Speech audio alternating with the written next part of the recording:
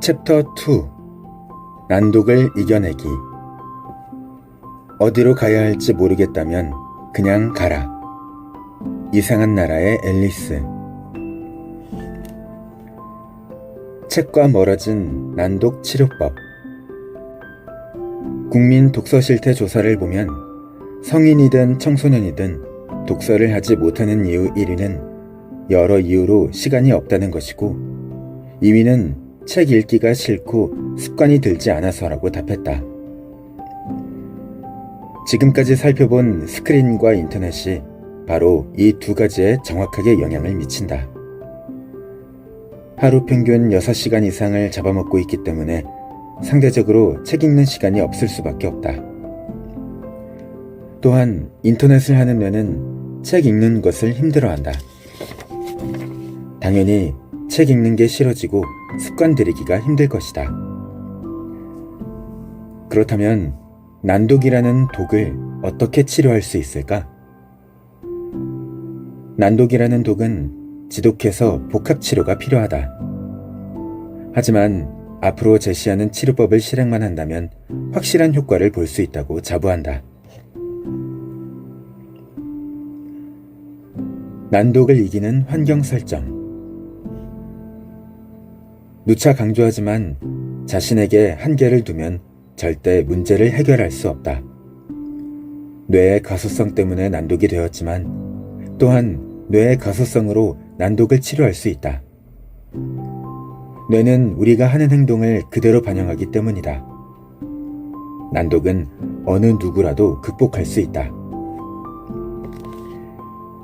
유명한 마시멜로 실험에서는 4세 아이에게 마시멜로를 하나 준 후 15분 동안 먹지 않으면 하나를 더 주겠다고 했다. 그런 다음에 실험실을 나와서 혼자 있는 아이가 어떻게 하는지 살펴보았다. 즉, 장기 보상을 위해 자제력을 갖고 단기 충동을 얼마나 억제하는가를 알아보는 실험이었다. 어떤 아이는 바로 마시멜로를 먹은 반면 어떤 아이는 끝까지 버텼다. 이 실험을 한 컬럼비아 대학의 심리학자인 월터 미셸은 이 아이들을 몇십 년 동안 추적 연구했는데 자제력이 뛰어난 아이들이 그렇지 않은 아이들보다 더 나은 사회적 성취를 얻었다.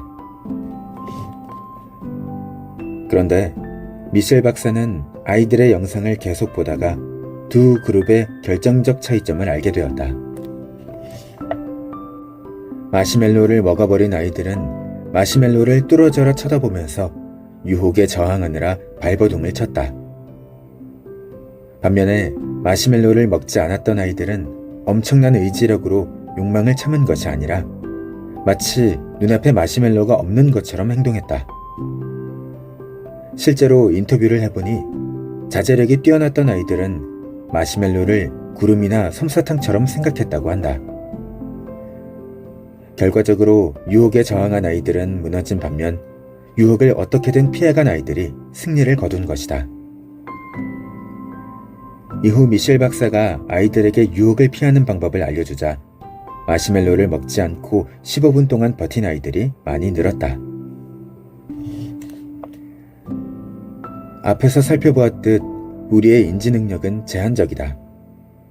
유혹에 저항하려고 자제력을 쓰다 보면 한정된 인지 자원을 소모하게 되고 정신력이 점점 고갈되다가 결국 굴복하게 된다. 반대로 유혹을 피하면 인지 소모를 최소화할 수 있게 된다.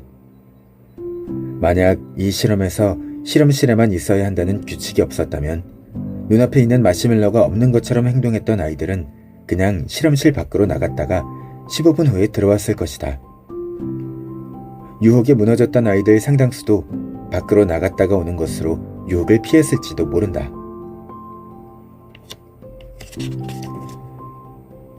(1년에) 300권의 책을 읽기 위해서도 그랬지만 현재도 내 행동을 바꾸는데 사고방식 다음으로 내가 고려하는 것은 바로 환경 설정이다.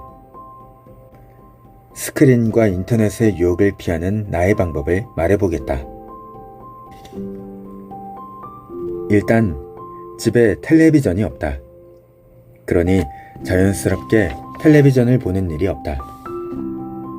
텔레비전을 없앤 이유는 내가 텔레비전을 너무 좋아하기 때문이다.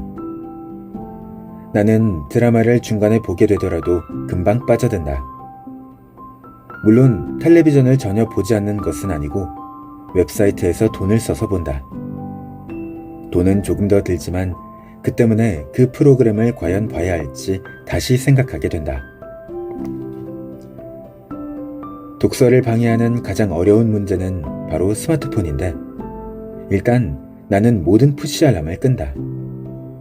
카카오톡, 페이스북, 문자 등이 수시로 알람을 울리면 집중을 할 수가 없다. 그래서 나는 하던 일에 집중이 끝난 후에 메신저와 문자를 확인한다.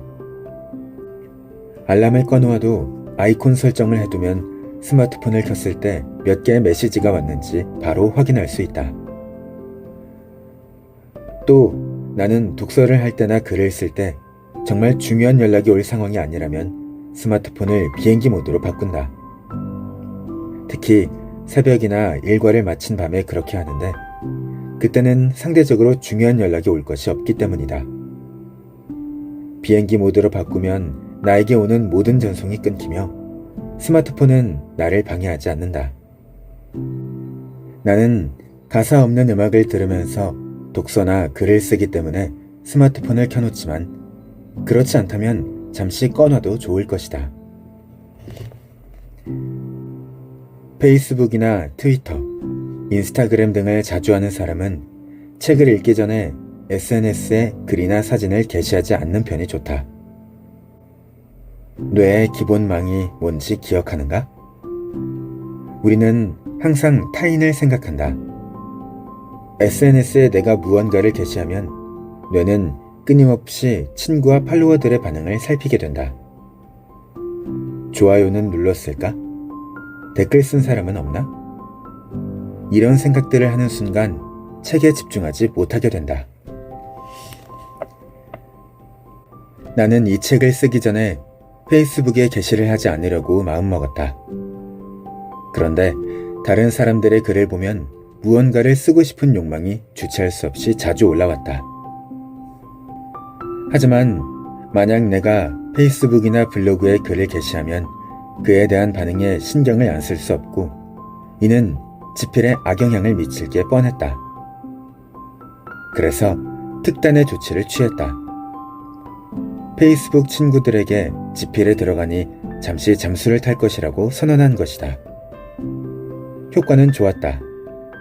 이 글을 쓰는 지금 책이 8부 능선을 넘었는데 페이스북에 단 하나의 게시물도 올리지 않았다.